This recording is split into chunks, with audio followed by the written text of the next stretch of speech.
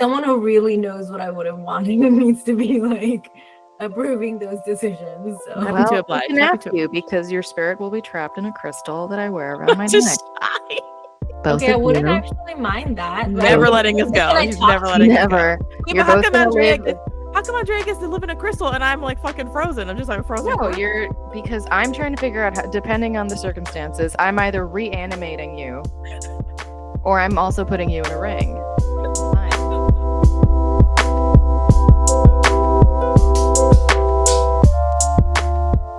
Hello and welcome to Only Lovers Book Club. It's after Halloween, but I'm still in a spooky mood, so I have a spooky attitude, and we're reading or discussing a ghost adjacent romance. So yeah, we are three Latinx besties. We read romance and we take turns. And this month, well, last month, October was my month. And so I picked Rules for Ghosting by Shelly J. Shore. I'm here with my two besties, Tashai and Andrea. And we're going to go around and tell you how we're keeping the spirit of Halloween alive by either our backgrounds or however. I have the Google Meets. I think this is a pretty romantic couch. I'm not going to lie. Look at it. It's like a dark red velvet couch in the background. It's like a dilapidated mansion. There's pumpkins, a fire going. I'm wearing my tarot reader hoodie that I got from Bookstagram Represent, aka Jupiter friend mutual on Bookstagram. And I don't have anything to drink right now, but as you introduce yourself, I will be going and getting myself a glass of cold apple cider. So, Tashai. Hello. How am I keeping the spirit of Halloween alive? Doing the same thing I did on Halloween, which was nothing. I'm wearing pajamas that are Harley Quinn pajamas that my dad got me a while ago.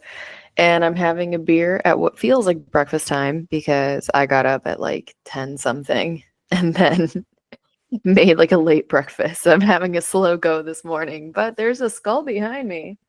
So, it's always a little eerie in this house with our decorations and knickknacks. And then, yeah, mainly the beer probably is echoing what I did on Halloween because this year we did not get candy because last year no kids came. We were not going to fall for it again this year. Well, I'll be honest. I'm a summer person. I don't love the fall and Halloween season like so many people do. So I'm glad it's behind me and I'm ready to move towards Christmas. That's the one I like. But I do have a background of ghost dogs or dogs pretending to be ghosts. Just because in the book, if you've read it, and if you haven't, it's not a spoiler. One of the characters can see ghosts. And so I was thinking, I don't think I would want to see people ghosts. I just think it would weigh really heavily on me.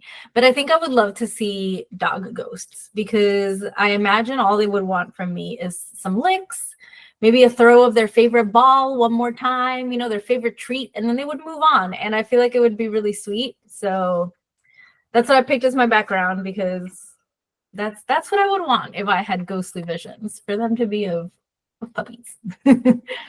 I'm going to think about that after this call is over and I'm going to just be sobbing. No.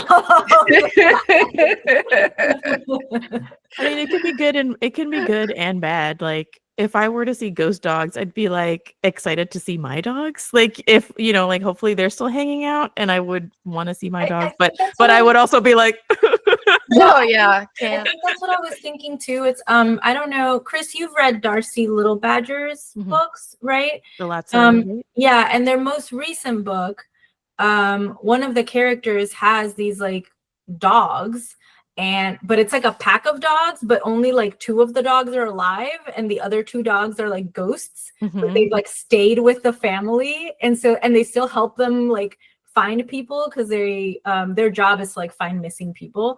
It's just that nobody else knows that these ghost dogs like help too. So I would, that's what I think I was also thinking of, like, oh, that'd be cool if could just hang out with the ghost dogs, and they're just like the regular dogs, but invisible. Oh, I could so take Indy sweet. everywhere. Yeah, but I mean, I do think let's ease up on the ghost dog talk. If some of us are feeling a little more soft this morning, and I don't think we can. I don't think we can continue. Maybe on a different day when we have a higher Constitution score, we can maybe contemplate ghosts of our pets, past, present, and future. But for now, let's talk about rules for ghosting. So, readers, listeners, watchers, let's tell you a little bit about what it's about, and then we'll get into our discussion. Yeah, Tashai, could you please read the description of the book? We read Rules for Ghosting by Shelly J. Shore. So, according to Goodreads, this is the book description. Rule number 1, they can't speak. Rule number 2, they can't move. Rule number 3, they can't hurt you. Ezra Friedman sees ghosts, which made growing up in a funeral home a bit complicated. It might have been easier if his grandfather's ghost didn't give him such scathing looks of disapproval as he went through a second HRT-induced puberty, or if he didn't have the pressure of all those relatives, living and dead, judging every choice he makes. It's no wonder that Ezra runs away from the family business as humanly possible. Runs as far away from the family business as humanly possible. But when the floor of his dream job drops out from under him and his mother uses the family Passover Seder to tell everyone that she's running away with the rabbi's wife, Ezra finds himself back in the thick of it. Into the thick of it. With his parents' marriage imploding and the Friedman family memorial chapel on the brink of financial ruin, Ezra agrees to step into his mother's shoes and help out, which means long days surrounded by ghosts that no one else can see. And then there's his unfortunate crush on Jonathan, the handsome funeral home volunteer who just happens to live downstairs from Ezra's new apartment. And the appearance of the ghost of Jonathan's gone-too-soon husband, Ben, who's breaking every spectral rule Ezra knows. Because Ben can speak, he can move, and as Ezra tries to keep his family together and his heart from getting broken, he quickly realizes that there's more than one way to be haunted, and more than one way to become a ghost. That's what I read. I read that. That's actually exactly what I read, and I wish I had read that prior to reading, because then I wouldn't have been surprised by the direction this book took. Okay, we need to do a New Year's resolution for book club, and just like every time we're going to start the book, we all need to, 1, check to see if it's part of a series, 2, read the description and set our expectations. Because this cannot continue. This is like our over 100 episodes of this. Like, we should thank you for trusting me. Like, I trust you guys. Like, I don't care, but like, let's try to do that for ourselves. Okay, Drea, can you please read to us a little bit about Shelly J. Shore, who is our author? Yes. Shelly J. Shore, they, is a writer and nonprofit fundraiser living in New York / colonialized Lenapehoe King. I don't know if you can look it over at me if I said it wrong. In her day job, she helps organizations improve their digital fundraising and social media strategies so that they can do the good for the world work that makes a difference. As a storyteller, Shelly writes queer fiction and creative nonfiction, usually with a side of weirdness, speculation, eroticism, or all of the above. In her free time, Shelly reads a truly alarming number of books and writes the occasional review, single-handedly sustains their local coffee industry, and attempts to wrangle 2 large dogs and 2 small children. Shelly uses she, her, and they, them pronouns. She is represented by Ayla Zura Friedland at Francis Golden Literary Agency. And for film and TV rights, she is represented by Howie Sanders and Ryan Wilson at Anonymous Content. Film and TV. That's what I was thinking too. My eyebrows went, film and TV. I mean, I would love to watch the show of this. Oh, the Netflix show or whatever. Yeah, I would actually watch like a limited series kind of thing. Yes. Yeah. Okay, cool. Thank you both for opening your hearts and minds to reading this one with me. And thank you so much for reading the description and the author info. Yeah, Shelly, I don't know. Like, I didn't go digging too deeply into Shelly J. Shore's like identity, gender or otherwise, but this is a book that stars a trans character, and that's one of the reasons why I picked it. I had originally picked like a different anthology, a different book.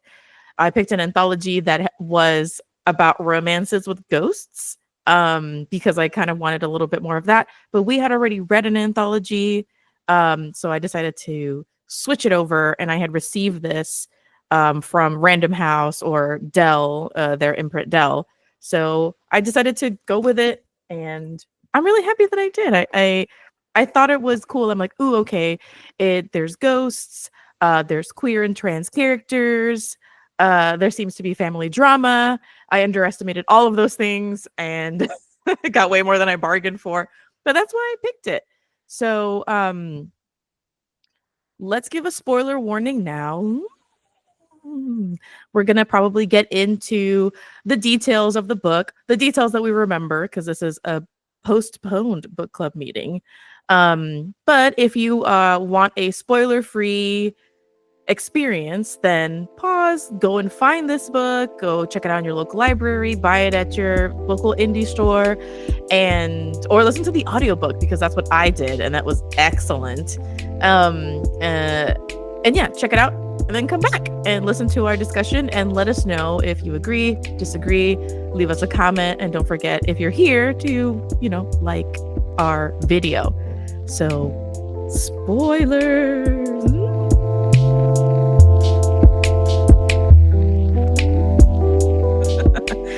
All right. Well, let's start with your overall impressions. We've kind of talked a little bit about it already, but let's tell our audience how we felt. And since we had some time from the moment we were supposed to record the episode to now, like there's been a little chunk of time, has that overall impression changed? Have you mellowed out? Do you feel differently? And I'll start with Andrea first. Yeah, I liked it. I didn't love it. Not because the story wasn't good. I just think I came into it with different expectations, and this book happened to have several things that I really dislike. One of them being adultery. And I know that's like a really common plot point in romance novels in general. Like oftentimes the main character is with someone else and it's like they're not the person for them, and you're supposed to root for I hate stories like that. So yeah, I didn't like that. I feel like I'm more sensitive to like dead grandparents and like dead children and dead like people who die young and people who die old, and this story had both of them. So yeah, I think just like for me, it's not necessarily what I would search out in a romance book. I felt like all those dramas took up a lot of space in the book. They weren't just like tiny side plots, and yeah, so it just wasn't what I was like feeling like reading in the moment. But I definitely think this could be a really like 5-star read for other people. Like I've already recommended this book to a friend of mine who is always looking for Jewish trans romances, of which there are not too many. So like I'm glad that I read it and that now I can like pull that recommendation out of my pocket when people are looking for like certain things. So yeah, and I think that's just something good to always keep in mind if you listen to our podcast or watch our videos. You know what I mean? Like just because the book wasn't like our cup of tea doesn't mean it's not someone else's cup of tea. And I will gladly recommend this to other people, even though like I didn't love it. So yeah. Thank you for sharing. And I wondered if you would recommend this. I feel like I know the friend you're talking about. I felt like I was reading it. My partner read it with me. And I was like, yeah, I love that I was able to recommend this to you. And I knew you were hanging out with our mutual friend.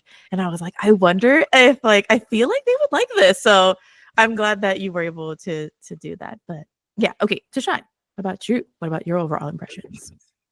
I really liked it. I definitely also have similar sensitivities to certain topics. And so I'm like, oh no, grandfather. Like, oh no. I was less affected by the like ghost of the husband because I knew what the plot of the book was when I was going into it.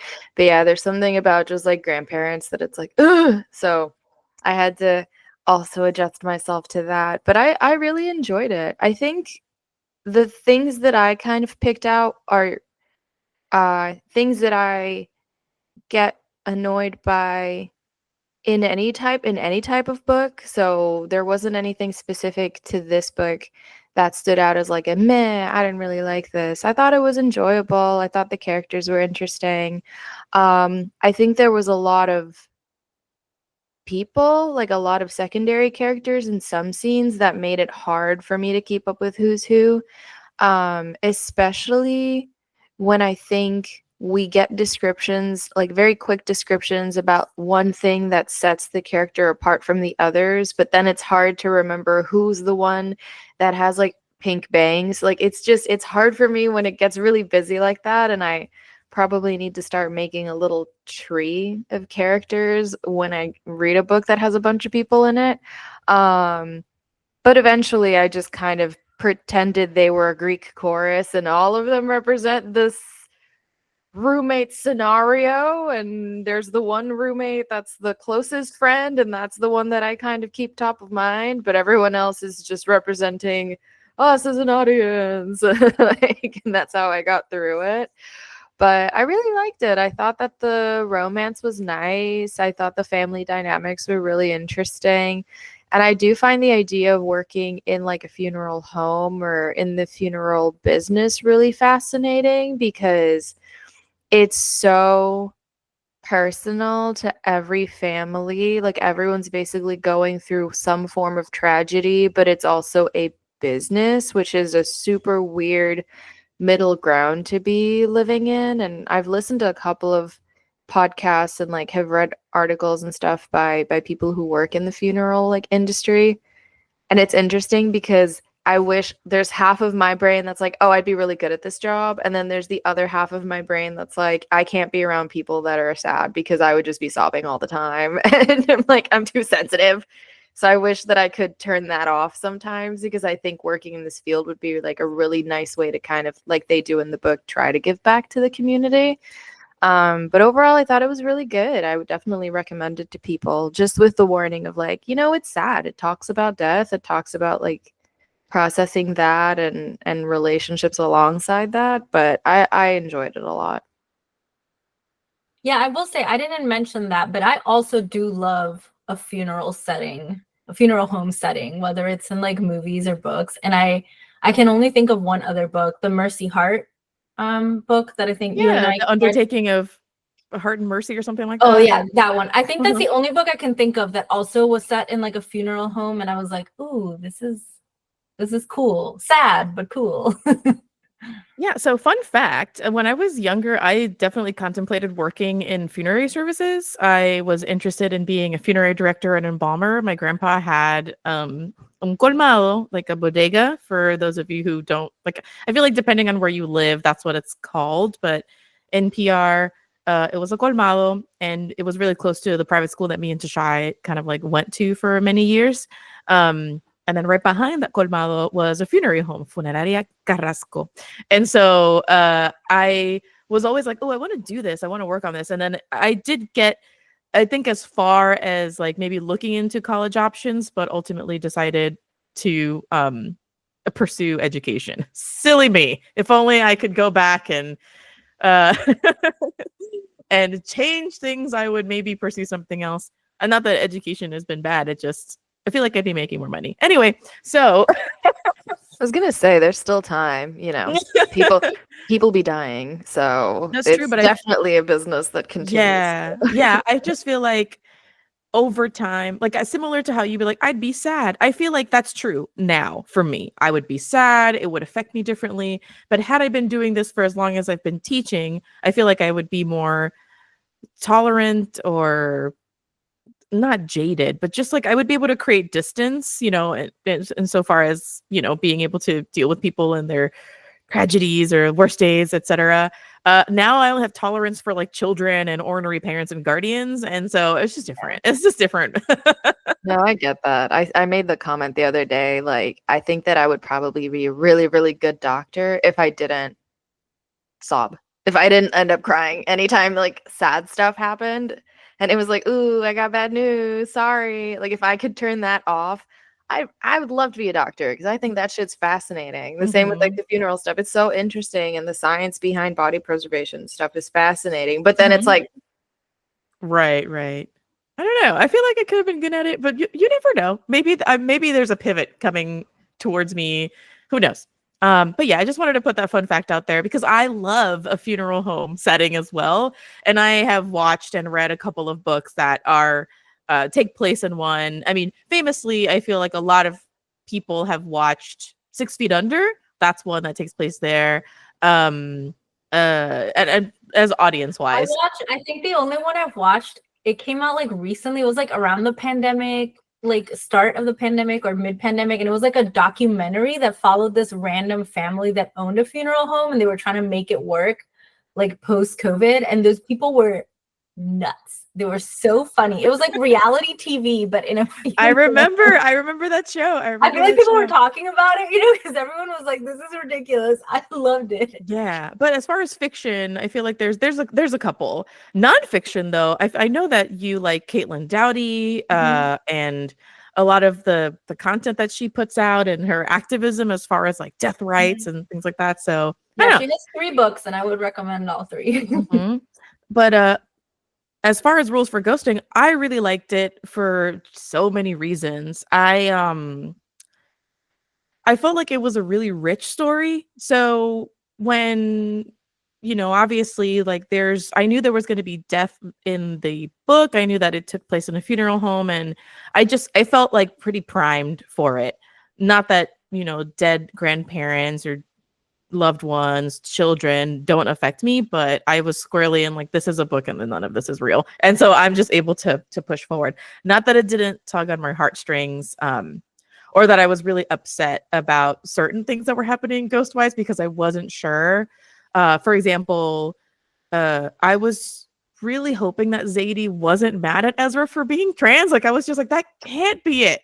That can't be what he's mad at. You know what I mean? So I was going through it. I really enjoyed the queer friendships in this. I felt like it was just the right balance. I feel like there's other books that we have read where they're like, these people are exhausting and I don't want to be here with them. And then there was like this supportive group there were like chaotic and there were some strong personalities, but I really enjoyed when they were on the page. I wasn't like, oh no, here we go. I felt like it was very authentically matched my queer friend group or my experience with queer friend groups. I also felt like the point of view of the trans character was like handled really thoughtfully.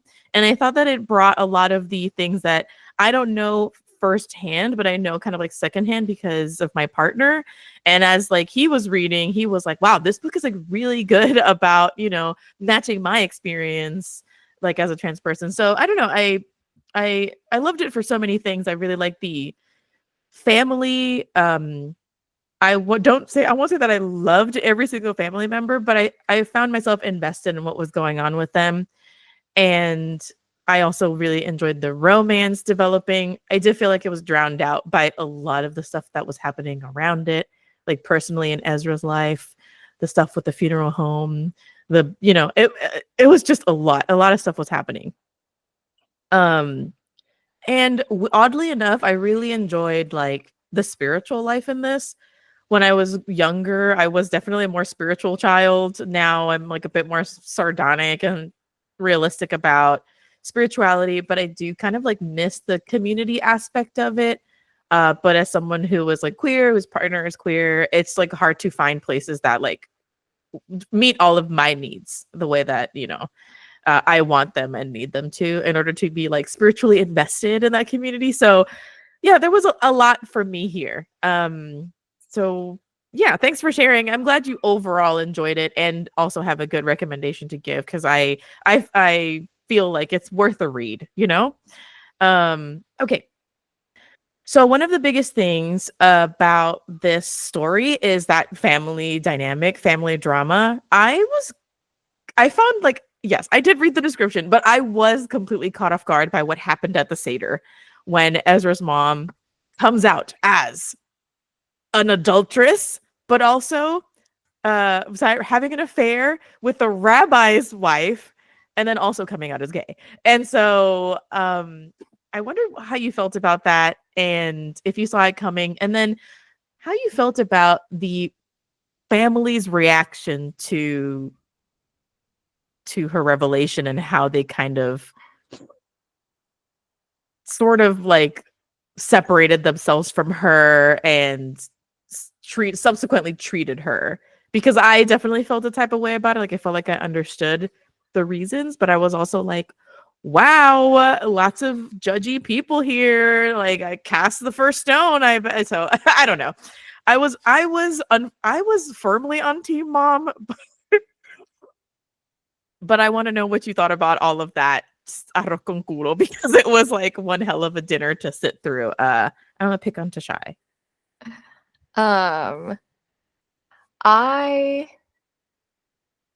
I just thought that it was one of those wrong place, wrong time situations, because I understand that the mom and dad had a complicated relationship and it wasn't the healthiest. And I'm in favor of calling it earlier in a relationship versus sticking together for the kids, because the kids can always tell. Like they can always tell if a relationship is or is not healthy. So when you start getting into the dynamics of the family, all of the kids in the story are like, oh no, our parents like were always fighting. Like they were never happy. So it's almost like, and I understand it's complicated for everybody and like everyone needs to make the choice that feels most appropriate and healthy for them. But in my opinion, N of one, it's like, I think worse to wait, especially because we've seen that it's not necessarily better to stick through it until the kids get older, because then it kind of taints all of the memories you have from when the kids were younger. So then the mom comes, drops the bomb. Suddenly it's kind of like, well, what was the whole marriage about if you were never actually happy? And so that was like, oof, that hurts. And then it's like, I understand maybe not being able to fully recognize or understand your queer identity until you're older. So I totally understand that. I get that. But again, dropping the bomb during this like holiday time, I don't buy it. I don't understand why you would put your family in that position. I don't understand why you wouldn't talk to your husband first one-on-one and like let them know what's going on and then approaching your kids together. So I thought that was like super selfish behavior, because now it's like you treat your kids as kids by hiding the relationship, but when you're trying to unravel everything, suddenly they're supposed to deal with it like adults. And I think that that's an unfair expectation to put on your children. So yeah, I thought the way everyone processed everything was interesting. I'm not surprised that everyone kind of pulled away from the mom, but it's like, it's just a very interesting and complicated dynamic, because the dad is like quiet for the most part, but then it seems like he's also like a pretty nice person. So it just feels icky to like, I didn't necessarily know whose side to be on, because it just kind of got blown up. You hear about how the relationship wasn't good, and then the mom runs away. There's all the financial stuff happening with the company. So it was just very complicated. I found it very interesting, but I definitely could like empathize with everybody, but then also it wasn't hard to be like judgmental of the decisions that were being made by most of the people involved. So I think that would be my post read analysis of my feelings about it. Yeah, I agree with pretty much everything you said. I think the problem is sometimes like if a character gives me the ick, it's really impossible for me to like come back from that. And when she told the whole family and she basically was like, you have to be on my side because you're gay too. And like that really gave me the ick. Like the fact that she was equating the affair with like coming out, and like if you're judging her for one, then you're judging her for the other. Like I hated that, and I hated that she put her kid in that position, and it was really hard for me to come back from that. I also just think it's absolutely ridiculous. I also don't know how you come back from the fact that they were secretly sleeping together for 2 years. Like, this is not like, oh, we realized it, we were friends for a couple months, we realized there was something more, we kissed, and then we're like, okay, we need to leave our spouses. This is like, for 2 whole years you were shacking up with this person, like you were staying at this like apartment that they had that was like beautiful, and that was like your love nest. Like, that also really, really rubbed me the wrong way, and it was a lot harder for me to forgive that. Like, I'm not saying people don't fall out of love or that you can't fall in love with someone else while you're with your current partner. Like, I feel like I can be pretty empathetic about those things, but just everything she was doing was just rubbing me the wrong way. The fact that she waited 2 years, like the fact that then she just decided to dump it on everyone that night, and then said those weird comments to the children, and then the fact that like she just abandoned her job essentially at the same time. She just like quit and was like, well, my family will just deal, they'll find a replacement,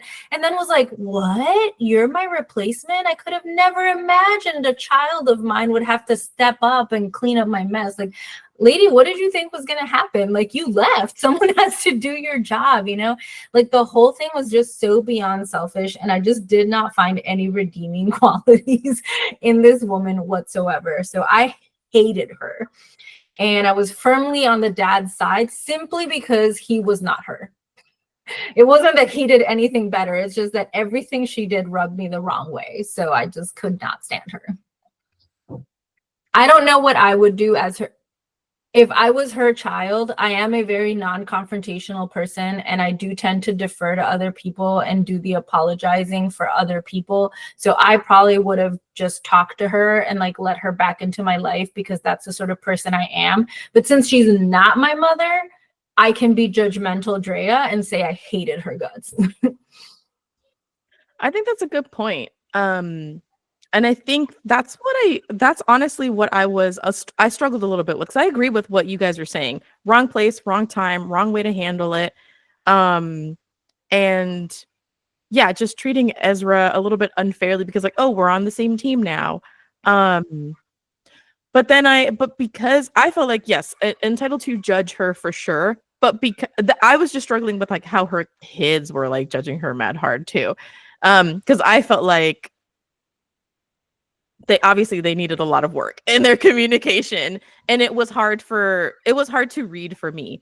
And I mean, and I'm saying this as like, this is a character in a book. I'm saying this as like the author chose to make this mom a villain, and I don't understand why. Like, I don't understand why, of the 20 characters that we have, this is the character that gets like the short end of the stick.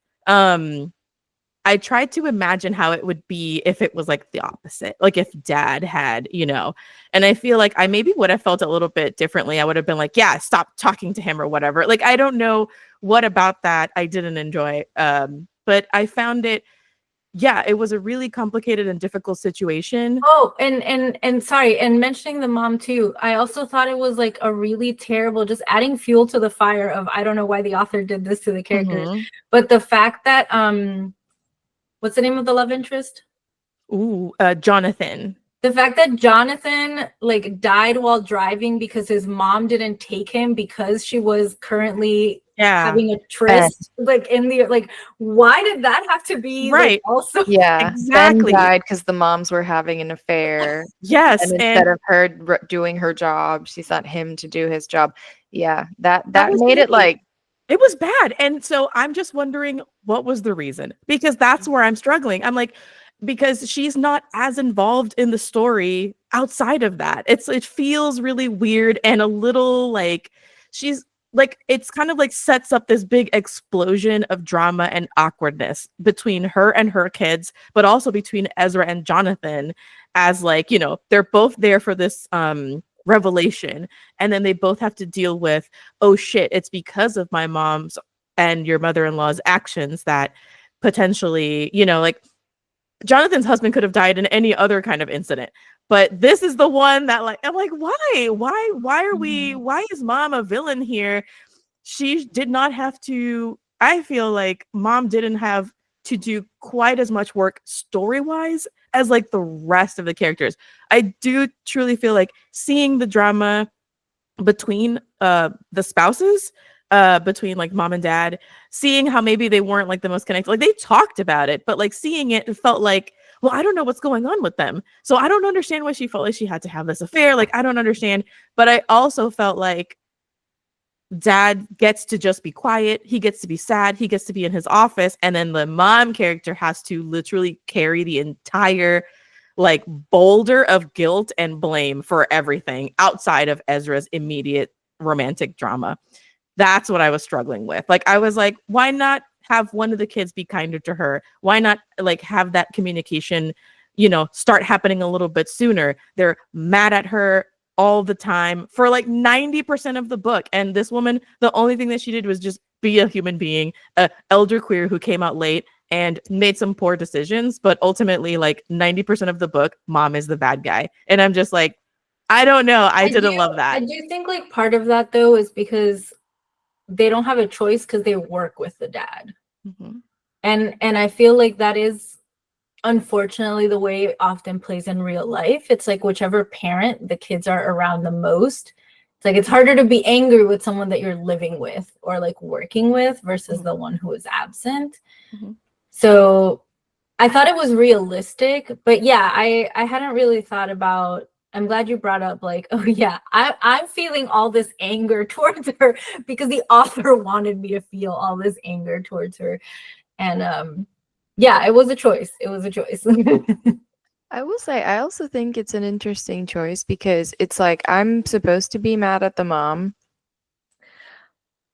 but I also didn't love the way that the sister was written because she would just show up, lose her shit at everybody, throw a fit, just like throwing fire bombs everywhere, literally and metaphorically, and then would leave. And we got a lot of time with Ezra, and we got a lot of time with his brother, and we got a lot of back and forth of like that relationship. And we're meant to think that Ezra is like taking care of his sister and that she needs to be like taken care of. Like we're led to believe all these things about her, but then when her character shows up, she's just a bitch. She's a bitch to everybody.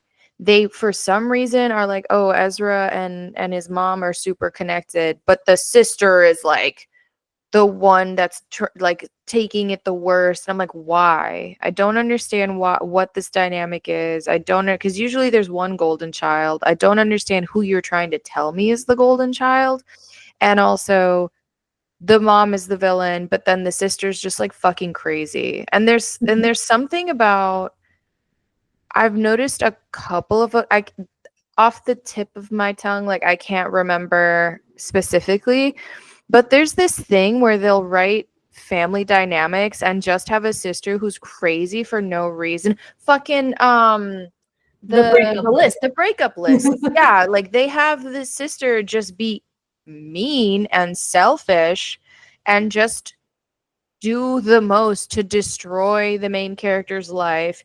This sister shows up, she's selfish, she's self-involved, acts very like irrationally too. And I'm like, is this in an effort to kind of spice up the action? But then I don't understand if I'm supposed to like this character or not. Because then afterwards, when she's at the hospital after the explosion, the way that Ezra describes her is like, oh, she's like a little kid, like, oh, she's just like a sad, like sad little baby. Girl, I was over it. I was over it. I was like, go to jail. She looks so small and like defenseless. And I'm like, really? Because she's been a fucking bitch up until right now. And then she like tries to set a fire in your house. Irresponsible. Yeah. You know there's a loose gas knob. You're just knocking around pounding vodka. It was just weird. I will say that this is my biggest quibble of it is that I felt like, why are they being so mean to this mom? Like, why are these kids so entitled? And I mean, there are family dynamics here. Maybe Shelly had to work some. She was working some stuff out. I like, assume so. Who knows? The mom's a bitch and the sister's a bitch, and I'm like, Yeah, and we're only Are all seeing the like women glimpses like of these characters, but that's like all I see, and it just hurt me. It hurt me because I felt like I got a really good balance of everybody else, but then these two main ladies in the family unit were like, I felt just okay, ease up. Okay, ease up. Like I don't need do we need her to be a huge bitch all the time? I don't know. yeah. Does the entire book have to go by before like mom is able to even talk to the kids? Maybe in real life it'll take years to heal from this, but I only have like 300 pages. Like what the fuck? Like it's just Yeah. After a while, it was like, I'm really getting a little tired of only sympathizing with the men in this book. I would like to also have thank like a female you. character who is a Yes. little more sympathetic, who gets more screen time versus the like side character roommate who shows up, is amazing, says something sassy, and then leaves. It's like, Yeah. okay, can we Yeah. please, like, what's up? What is this? What Yeah. is this? But This is Shelley's debut. Mhm. So I'd be curious to see like future books. Do you know what I mean? Like, is this a pattern or were you just getting something out of your system? Yeah. Now you're good. There's one character who's a fucking asshole, and then the next book it'll be like, all right. okay, let's try to Yeah, make yeah. everyone redeemable. Well, thank you for at least talking it out with me. My questions are for this hangout are mostly like, what did you think about this? Because I had some really strong opinions about it. But and because a lot of that family drama was very much overshadowing, like, was very much present on the mind of Ezra and on the entire action, right? The family situation is what is kind of like driving everything forward. She leaves, Ezra has to step in, Ghost, etc. So let's talk a little bit about Ezra. What do we think about Ezra as a character? And what do we think about like Jonathan and Ezra's like romance arc? Like, did we like it? Did we feel like that progressed pretty naturally? I felt like it was a little slow, but I didn't dislike it because I felt like we got a really sweet, sexy scene near the end of the book, and I was like, "Oh yeah, baby, that's what I've been waiting for." I was like, "Don't be scared. Show me the goods. I want to know." So yeah, what do we think about that? Ezra as a character, Jonathan as a love interest, and then they're coming together as a romantic unit. Okay, sorry. Wow, I'm sorry about that. I like them together as a couple. I really actually my favorite scenes with the two of them were at the funeral home when I forget already the name for it, but when they were like bathing the bodies. I thought that felt like really sweet and really intimate, and I liked that they could bond over something like spiritual that was like really important to both of them. I don't know how I felt about the whole Ghost X. There was just so much going on in this book that I don't even think you needed the Ghost X. Like, because there was already so many other things taking up Ezra's like attention. And this was just like another thing that was taking him away from the relationship. I will say the one thing that it's not that I didn't like, but I would have preferred it to be differently. I know that the author, again, made some choices and chose to make Jonathan, like, yes, a grieving widow, but also someone who was probably going to break up and divorce his husband if, like, he hadn't died. And I think that makes it, like, easier for then Jonathan and Ezra to get together. But if I'm going to read a book about a widow, I want to read a book about, like, a widow who's like, this is actually my soulmate and they died, but I can also connect with you too. Like, I wanted more of that dynamic because I feel like it's really rare to read romance books with widows.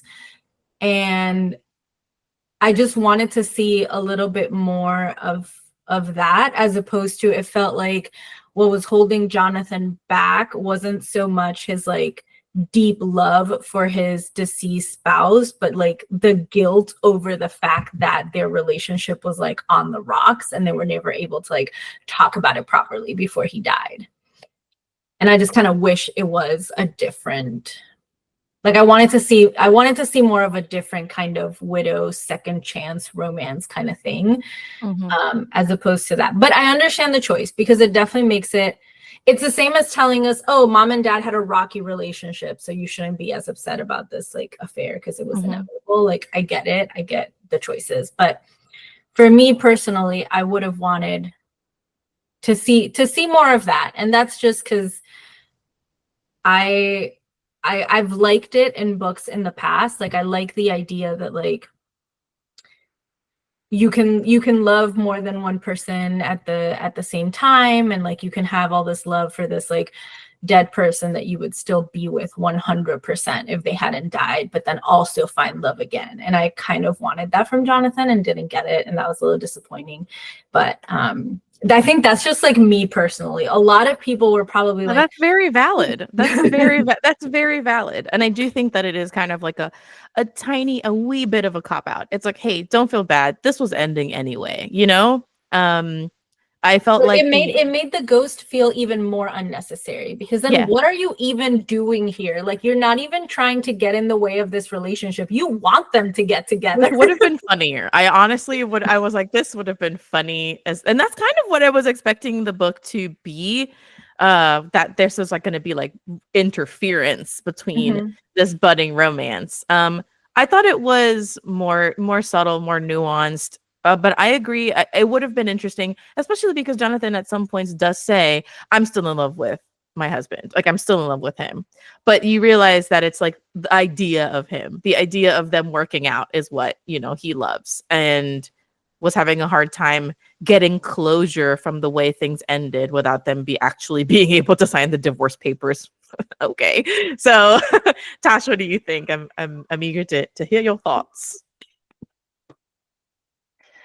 I'm like digesting everything y'all were saying, because I agree. I almost feel like I wish that Ben hadn't been a character, and that we had been seeing Jonathan and Ezra work through like the guilt of the conversation that never happened, more than knowing the relationship was going to fall apart and having a ghost be there. Because I wish it would have been more like Jonathan and Ezra talk, and Ezra lets Jonathan know that he can see ghosts, and then it's like, well, do you see Ben? And it's like, I don't, I'm sorry. And it's like, are you sure? Like, there's no way that you can see him, there's no way you can put me in contact with him. And I think that would have done more to go through that like grieving process of sometimes you don't get answers, sometimes you can't have the conversation because life is this super fragile, fleeting thing. Because you have the business falling apart, you have the parents' relationship falling apart, you have the sister being like effing crazy, you have Ezra's job going away, and the new move, and living with the ex, and then on top of that, the new relationship, and there's a ghost, and the ghost doesn't really do anything. And he just kind of hangs out. The grandpa ghost was enough for me. Like I felt like there was enough ghostly tension there. Yeah, I think the grandpa ghost did a really good job of like that unfinished conversation idea, because they don't ever speak, and Ezra doesn't ever get like 100% clarity of what his grandfather wanted him to do, but through like facial expressions and stuff, I feel like they get some closure there. But then to have the Ben ghost be there and talk, but not know why he's there, not really have a lot of screen time, not really like be resolving anything. And then the way that Ezra's like, oh, whatever, yeah, this is happening, and guess what, I can see your dead husband, and he hated your tea, and blah, blah, blah, blah, blah, and I'm an asshole, so whatever. And then Jonathan is just like, okay, well, when you're ready to talk, we can talk. I'm not mad. And I'm like, are you fucking kidding me? If someone I was hooking up with who had sex with me and then was like, oh yeah, I see the ghost of your dead husband, I'd be like, are you fucking what? What? Get the fuck out of my house. Get the fuck out of my house. I move. I change churches. I get a different job. New funeral home. New funeral It is what it home. is. Start a new I'm joining the life. corporation. I'm joining the conglomerate of funeral homes. I'm getting the fuck out of there because it's one thing to be like, lol, I actually did know your dead husband. It's another thing to be like, lol, I see the ghost of your dead husband and I've been seeing him even before you and I had sex. And like, Yeah. I know these things about you. And It's having like, conversations about you. Yes. and we talk about you all the time. Like, are you Bro. fucking kidding me? Yeah. That's And some gaslighting shit right it there. was odd. Overall, I still enjoyed the book. There's just a lot going on, and these are some of Yeah. the choices that I wanted to discuss because I was like, again, Especially have a little similarly, why this? I could Why just did we go here? But I did. take my red pen and just be like, Oh. ghost not necessary. Parents discuss breakup off screen. Everyone goes to therapy together. I like that it's a gel pen. Love that. Bougie baby. I mean, like I said, like I was saying before, overall enjoyed it. But these are the reason why I wanted to discuss this was because I'm like, well, I don't understand these choices. These choices are a little bit strange, and I do think that it takes the punch out of uh, the tension and the punch out of like, oh, I see ghosts, but I and I see your husband's ghost, and it turns out that here's the answer that you've been waiting for. I like that it didn't get more dramatic than that. I like that Jonathan was like, please let me have some time, and that was fine. But all of this, like the drama with the parents, the drama with the ghosts, and with Jonathan, I felt like it was so much pressure on Ezra, and it just put a lot of pressure on that character. I still felt like, let me think about what I'm trying to say. It put a lot of pressure on this character who already had a lot of shit going on just on a day-to-day basis of making enough money, wanting to potentially get top surgery, just day-to-day things. And then on top of that, we have this ghost shit. We didn't even talk about like he loses his job at the beginning. He had just moved so much, signed a new fucking lease, and then Mhm. loses his job. It felt like, in the end of a scary movie where you've got the final girl, but she's been like thrown against every wall, crashes against every table, gets hit by every single, like, and his blood, she's still going. And that's how I felt about Ezra in this, where I'm like, I just need my man to catch a fucking break.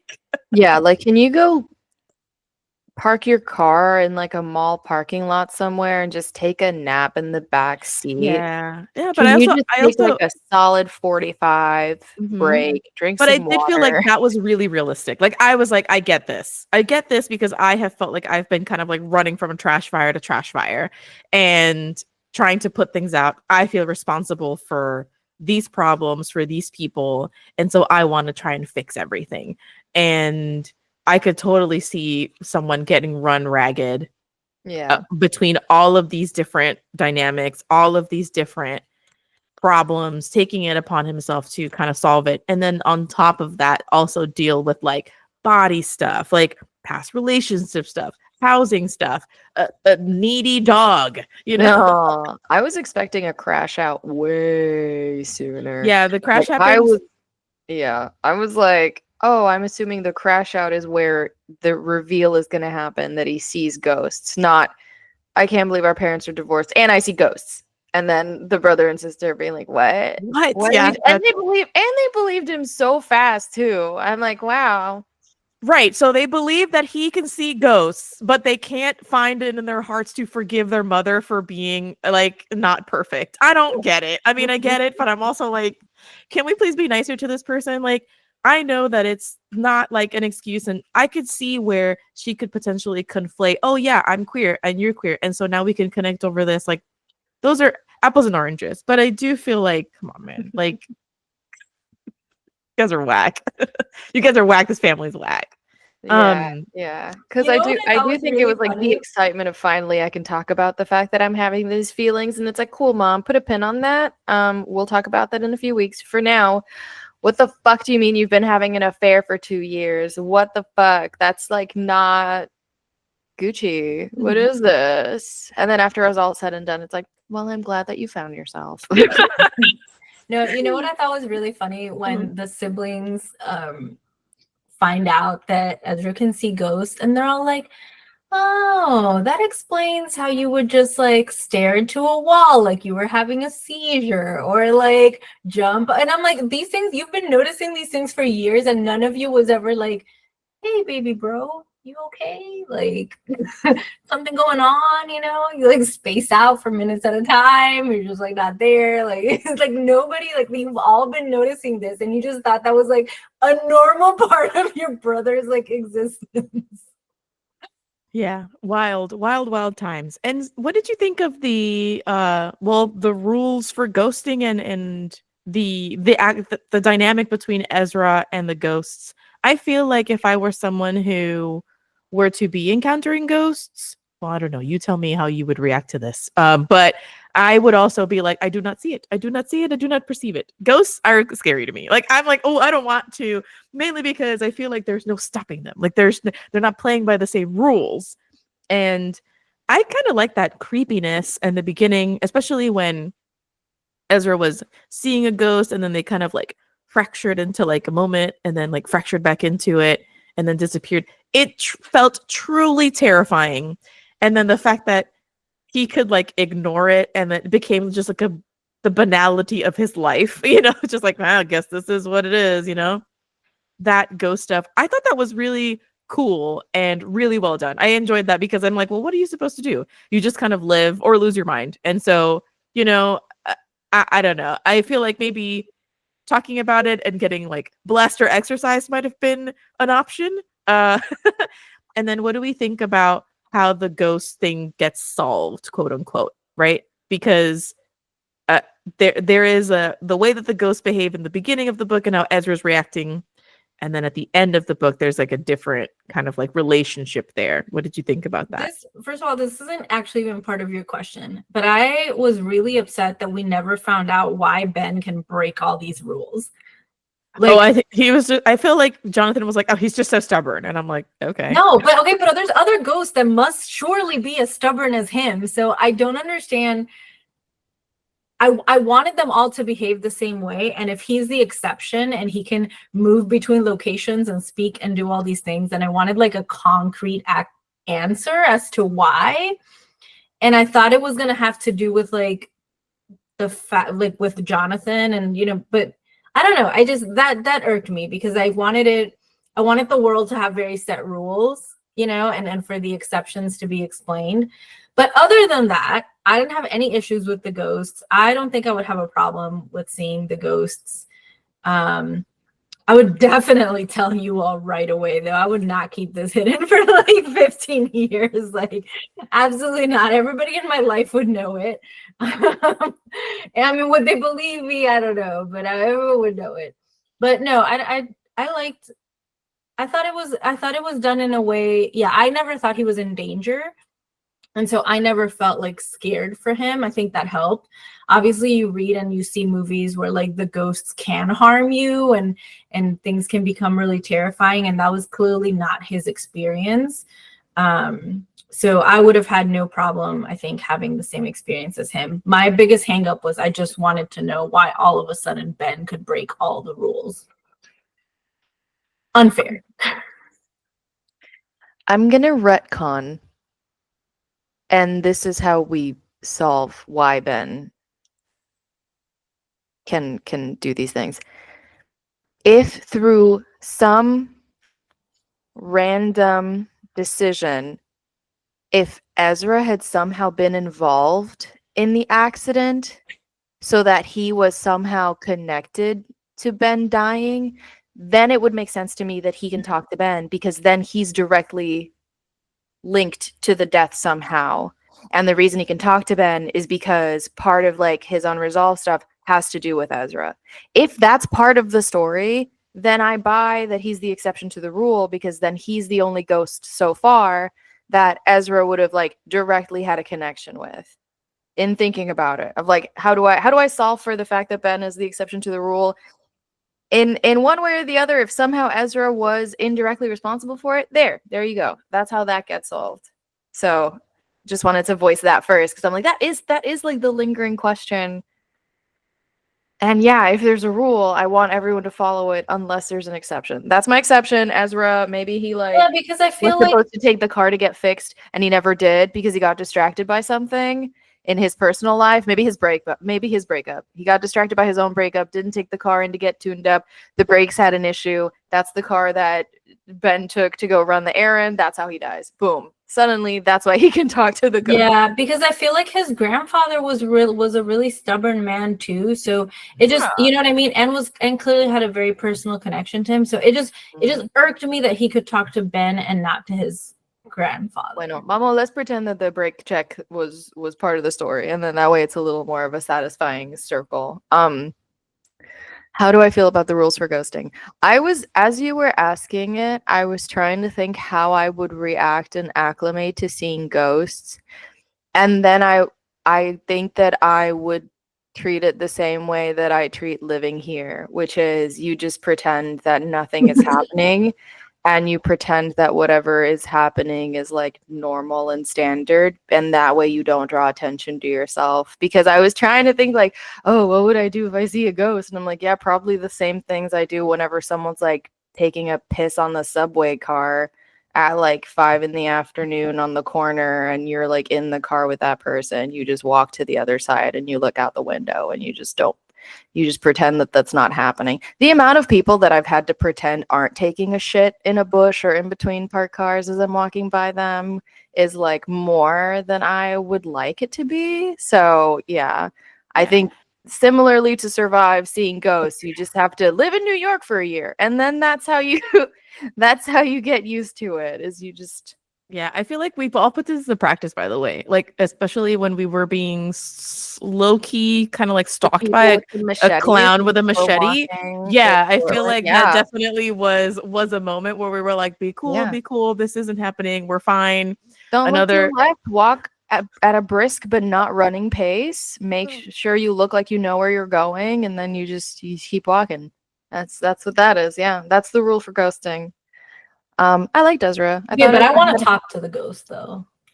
Yeah, that's fine. If you're like not in a, packed train station and they don't look like they're the ghost of a serial killer, sure. What's up? What you doing? I liked Ezra. I thought Ezra was fine. I thought Ezra definitely needed to like take a beat, take a nap, do more yoga. I also wish I had known more about the doula part of it all. And I like that. I think Jonathan was wanting to become a death doula, which like I follow someone who is a practicing death doula on Instagram. I followed them like maybe a year and a half ago. Handle. I don't remember what their handle is because they don't show up a lot on my feed, but I looked into it after we read the like Egyptology book. Yeah, the Book of Two Ways. That was the death doula. After we read the Book of Two Ways, this like I looked it up and ended up following this lady on Instagram who posts a lot of stuff about just like acceptance of passing and stuff. And so I thought that was like a really cool idea. And I thought it would be really like I think it'd be a little on the nose if you have Ezra as a doula and then Jonathan as a death doula, because I'm kind of like, okay, we get it. They balance each other out. Okay, we get it. I think that would be actually so cute and romantic. Like, I get it. I know. I see the flaws in that. I'd be like, come on. I'm rolling my eyes. I'm happy it didn't happen, but in my heart, I'm like, but they could have. Like in the fan fiction that I'm writing in my head, I'm like, yeah, absolutely. The fan fiction where Ezra is indirectly involved in Ben's death. Yes, they also become a death and birth doula. But I think the only reason it gets wait. But in this fan fiction, could you do a thing where it's like this only exists in my head, right? As we're talking. Doula and the death ceremony and the birth ceremony are happening at the same time, and so the person gets like reincarnate, like it's like a. Oh my God! Whoever just died with John. Wow. And then they're both connected in this weird like. I was gonna say, if that's the case, then like Ezra can never talk to anyone about what his partner does, because a mom who's like a woman who's about to give birth or a person who's about to give birth does not want to hear about death doula. No thanks. That And would be so someone who's like strange. at the end of life does not want to hear about these babies being born. So it kind of would be like, yeah, my husband's a baker.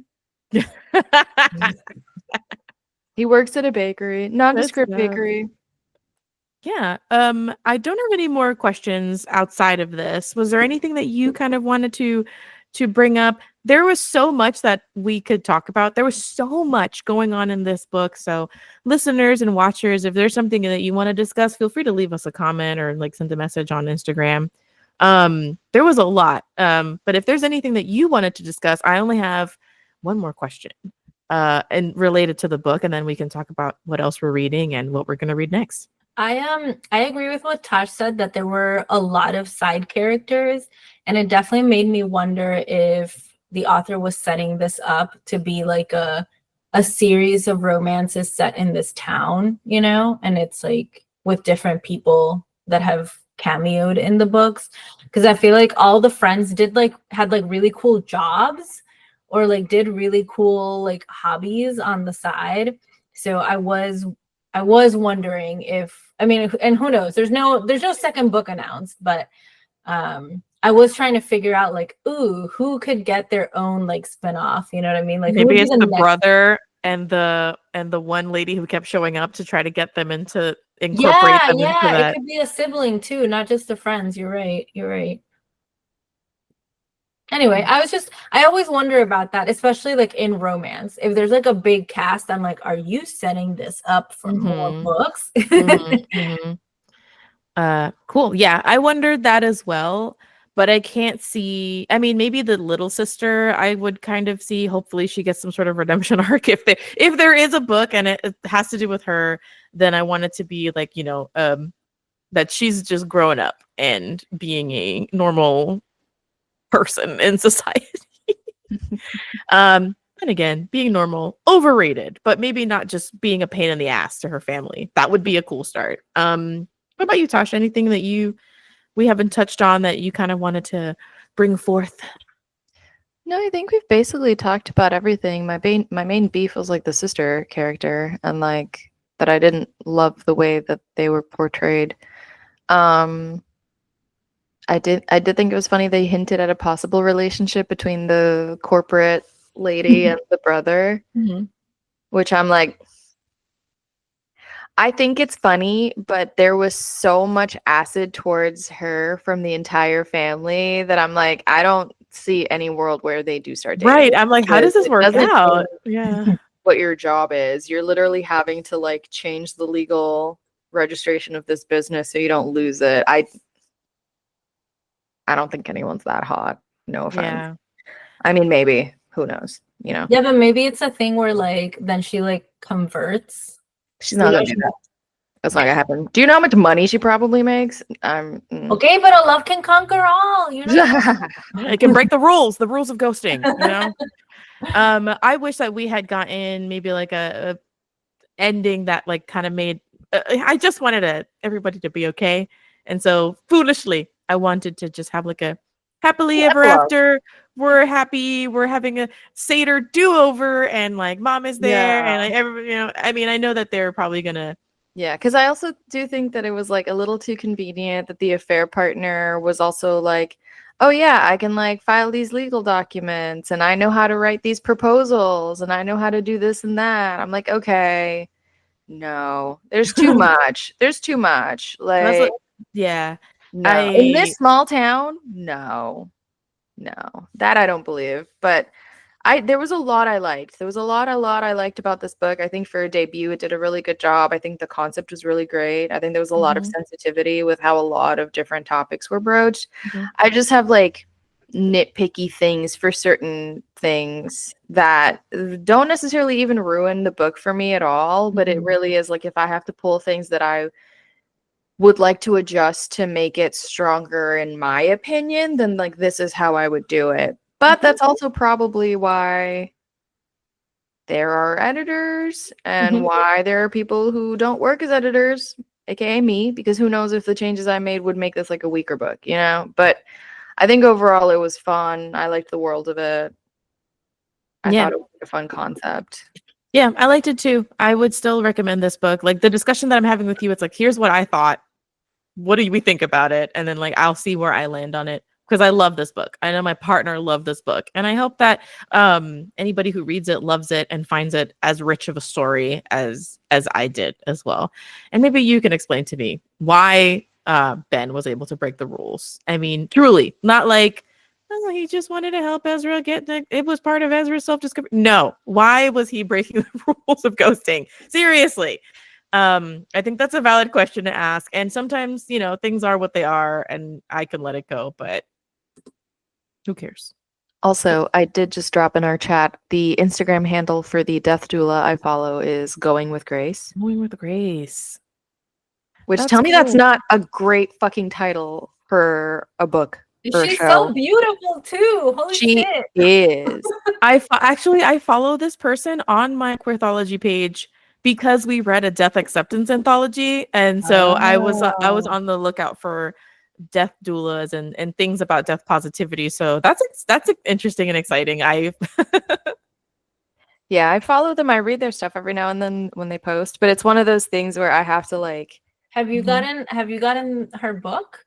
No, because I still haven't finished reading on grief and grieving, my own like journey with the idea of death. That's why books like these, I find them really interesting, but it's kind of like poking at the bruise of like the idea of it all. So it's like, oh God.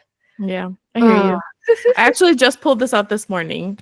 It's a mortality workbook, and it is basically a book where you plan like for your death and like where you want to be buried and whatever, and Nowhere. what your information is. Like it's something that I think I've talked about with my sister.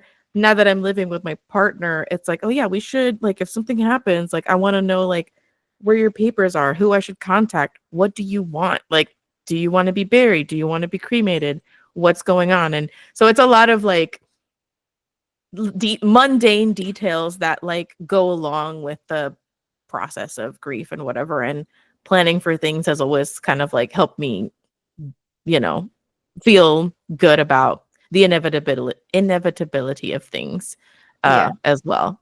I mean, So, planning ahead is the kindest thing you can do for the people that are going to be left behind to like grieve you, because then it's like fewer things that people have to deal with. But yeah, it's also heavy. The answer, Reed, is that you freeze Chris's body and you wait until I go pick it up, and then I find. I'm not really worried about like my body or like that kind of stuff.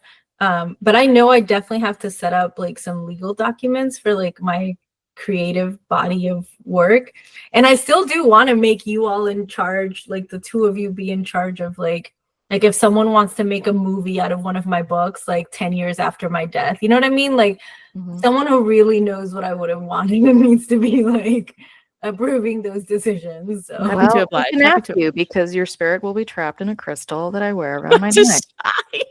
Okay, I wouldn't actually mind that. Never letting us go. He's never letting us go. Yeah, but how come Andrea gets to live in a crystal and I'm like fucking frozen? I'm just like a frozen. No, because I'm trying to figure out how, depending on the circumstances, I'm either reanimating you or I'm also putting you in a ring. It's fine. I love you when I go to bed. Quiet whispers of, I don't want to be in this ring. You're nuts. Release me. And me like, never. Okay, well, when I fill out my workbook, I'll let you know as well. And then you and Reed can make a plan and figure out how to get my frozen body how to get my soul into your, vessel, into your phylactery, and just fighting back and forth. Now I have this like mental image of like Tashai on the run because Shaka found out that I'm trapped in her crystal and he's trying to like get it, and Taj is like on the run trying to hide from Shaka. Oh my gosh. I love that. That's definitely what would happen. Well, okay, be like, I have an impromptu trip. We're going somewhere. Get your shit in the bag. Get your shit in the bag. Does this have to do with that crystal glowing crystal you wear and talk to in the kitchen? Maybe. Get in the fucking car. Monkey's already waiting. And that's it for our discussion of The Rules for Ghosting by Shelly J. Shore. I want to know, what else are you reading? And then we'll tell everybody what we're reading next. Okay, well, spoiler alert, because I'm reading the next Only Lovers book. Usually I'm reading multiple books at once, but that's actually the only one I'm reading. So if you didn't know, now you know. We're reading on rotation. It's Tashai's pick. Yeah, there you go. And that is my current read. And I'm really enjoying it. I like the writing. I like the characters so far. I love, this is just a me personal thing. I love the fact that this like super beautiful, super smart woman doctor is out here writing romance novels on the side. Yeah. Amazing. So yeah, really enjoying it. And it has a bajillion footnotes, and I'm really enjoying that too. I've read books like that before and really liked it. Yeah, I don't know if you guys look through the print. I'm doing it as an e-reader, so it's nice because I can just tap it and see the footnotes. But yeah, the footnotes are directly, they are at the in bottom of the page. Yeah, so there's not a lot of back and forth or anything like that, which is cool. But I appreciate you looking out. But yeah, okay, spoilers. But yeah, not a big deal. We are already into November, which is when we're starting the new book, so that we can discuss it later on in the month. We'll talk about when we get to do that. But it's fine. Tosh, were you reading anything these days? Watching anything? Listening to anything? So I'm actually gonna pick up on rotation, so I can start reading it. I do enjoy books with footnotes. Grew up reading Terry Pratchett, and that was a whole thing. Like he would expand on all his jokes in like giant footnote paragraphs of copy that sometimes would take up the entire next page, like explaining the backstory of a character just so that you understand the joke. So I love that. I recently just finished reading The Pairing by Casey McQuinton, which I bought when I was in California. Christina had picked it up, and then I was like, ooh, I want to read that. That looks good, because it's like about wine, and it's like queer, and I love it. And it was really good. I had such a good time reading it. I'm actually gonna make Ivan read it. And it was so fun because we just did our honeymoon in Italy earlier this year, and so much of it like takes place in Italy, and there's some mention of like France, and some of the places they go to are like one or two places they mention are places we went to, because we did get to go to Florence, and at some point they go to this place called San Gimignano, which is like this giant castle-like looking city that's all just like giant buildings made of stone, and there's like a bunch of gelato places. So they mentioned it. I was like, oh my God, San Gimignano. I know that place. That was so cool. So oh, that's so cute. I love that for you. And I remember because I feel like you have been to Europe before. So I remember recommending this one to you once the boycott was over at the time. It's just internet, just in case anyone's going to come for me. So I remember there was like drama about this book also when it was like published. Some influencers got like a vibrator with it, but they were like, currently that imprint was currently under boycott by the Readers for Accountability for Palestine. So I was like, oh, this book, I think you'll like this book, and we're okay. We were okay to support the author. But I felt like you would like it. I'm like, oh, there's wine. There's so much food. Yeah, I'm like, I feel like you're gonna like this. I forgot that this was the book with the vibrator. With the rose vibrator. Yeah, they you know the book boxes people get sent out. So we just got sent out, but they didn't give anyone a heads up. There was like a sex toy in them, and so people were like, "Hello, yo vivo con mis papás," or like, you know, I can't be getting this in the mail, and like. The conspiracy was that they sent it out to like drum up some publicity because the imprint was under boycott and they really wanted people to talk about it and read about it. It was never gonna not happen. People love Casey McQuiston. It was just never gonna happen. Yeah. Well, but separated from all of that drama, the book is really fun. Like half the book is written from the point of view of one character, and then the rest of the book is told from the point of view of the other character. Yeah. And they have a lot of resolution for like the misunderstanding. Like they like pretty early on they like talk about it and figure out what the misunderstanding was and then squash it. Yay. And then they're like, let's try to be friends, but they're both so into each other and they're both so hot, and then they're just like going around Europe and like banging other people and eating all this food and seeing all these sights, and I like loved it. I read it I started reading it here. I kept reading it when I was in Puerto Rico. I finished it on the plane when I was coming back, and my flight had been delayed. So it was like a nighttime. The lights were off, but I didn't want to turn on the lights. So I'm like using the reflection of the blue from the JetBlue plane. Just like the flight flashing. It's just I had like 15 the commitment, left, and I was like, I'm not gonna, like, I fucking want to see what happens. Like, I want to, and it's just so fun because I also love people like sommeliers. Like, I love people who learn about wine and can figure out where it's from just based on like notes and stuff. I find that shit so interesting. So highly recommend it. The pairing, read it, check it out, have a glass of wine with booze or non-alcoholic. It's still gonna be super fun. Make a little cheese board. It is schmexy. There's like, it's nice. There's a lot of really good tension. I'm literally the memes of like, oh, when someone like likes your book recommendation, I'm like, I'm so glad I bought it, to the point where I'm not gonna like donate it or get rid, like, it's coming with us when we move, because I want to go in and highlight places they talk about to figure out if these are real places, because I'm living right now. Pulled in some of these places, because at one point they're doing basically like a food and wine tour, and I'm like, I love that. That's my jam. Like, that's all I want to be doing in Europe. So amazing. And 12 out of 10 recommend. Wow. Hell yeah. All right. Well, I am reading something from an author that we have read before, Adiba Jardadar. I just got a copy of Rani Chuduri Must Die. It's like if you ever watched the movie John Tucker Must Die, where the girls find out that they're all dating the same guy, and instead of getting mad at each other, they do. But then they work together to ruin his life. I love this genre. But also, it's gay. Like, I think that these two have a thing. So I got it for a book tour, and I'm just reading it because I love that movie and I love the premise of like revenge. And that's also all her books are good. Like, I think I've read every single book except like one, and I've loved all of them. Yeah, I am really excited to read it, and I'm really enjoying it so far. I just finished like a couple of really heavy books, Model Home by River Solomon and The Bog Wife, and those were really good, but a lot of like heavy, sad stuff happening. And if you thought that the family drama and rules for ghosting was bad, the Bog Wife family, they're nuts. Those people are nuts. Just as Model Home is a haunted house book, so to speak. And the Bog Wife is about this Appalachian family who once the patriarch dies, they have to give the body back to the bog, and then the eldest son, has to go and with a dowsing rod to find the new bog wife, and they have to consummate their marriage, and then they have this connection with the bog.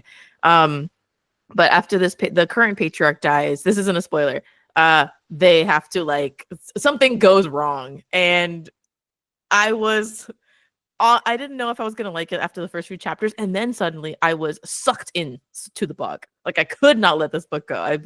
Needed to finish it. I needed to see how things worked out. Team Bog Wife is all I'm saying, obviously.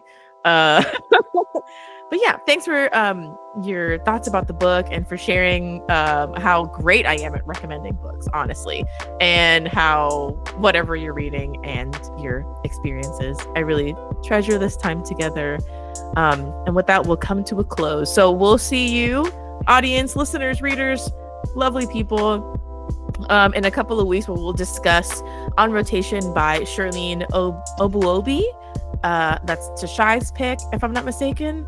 And who also is an artist and did her own cover. And did the trailer for the second book. She animated it as well. Insane. Is there anything this woman cannot do? I love her. An icon. And I can't wait to get into the book. I haven't started it, but once I finish Rani, then I'll get into it, and I'm really excited to get together to check it out. So until then, goodbye, internet.